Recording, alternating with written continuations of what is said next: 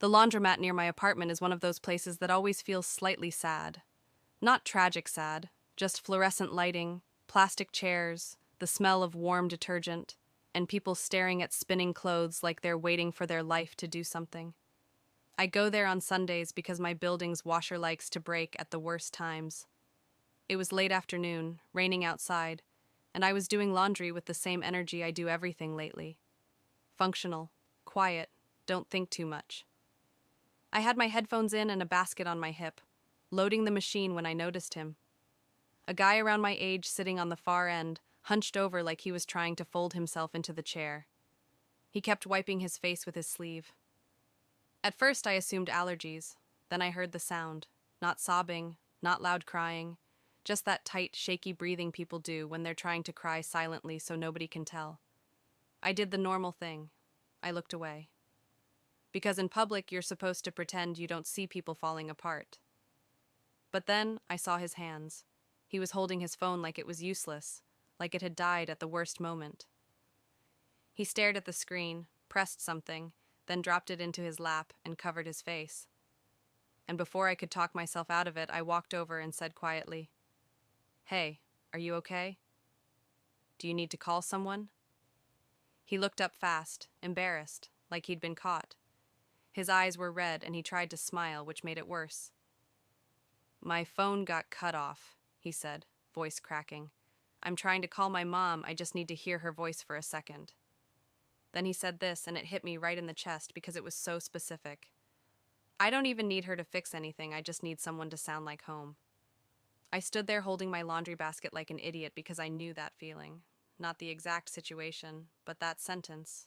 The need for one voice to make you feel less lost. So I pulled out my phone. "Use mine." He blinked. "No, it's okay.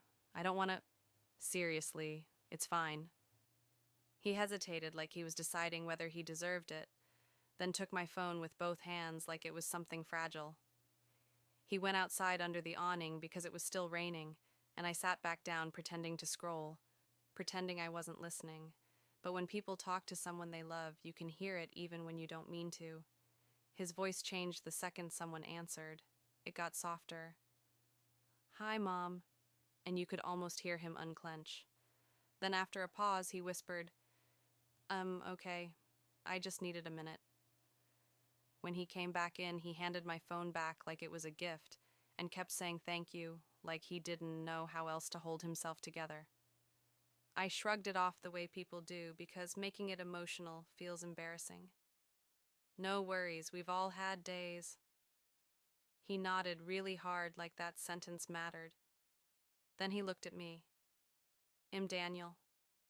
I told him my name.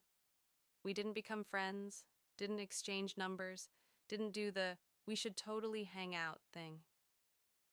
He went back to his laundry, I went back to mine.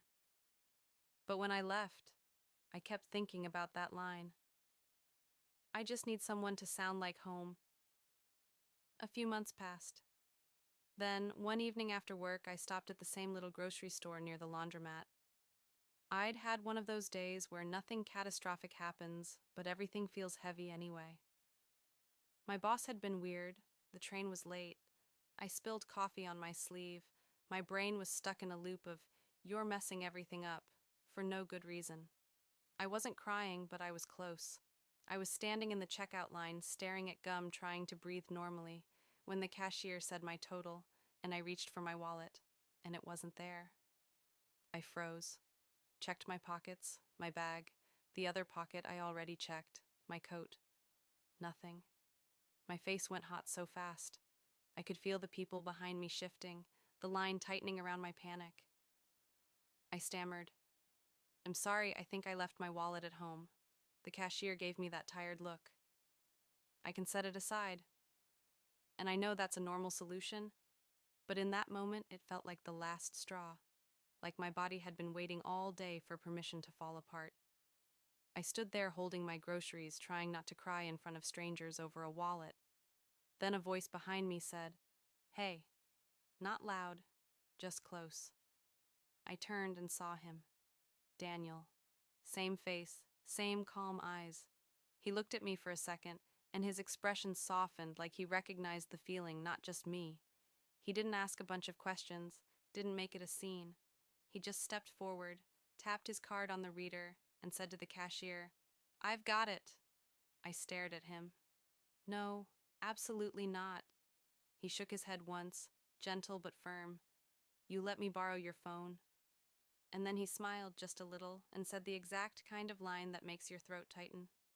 "You sounded like home that day." I stood there blinking like an idiot because my brain was trying.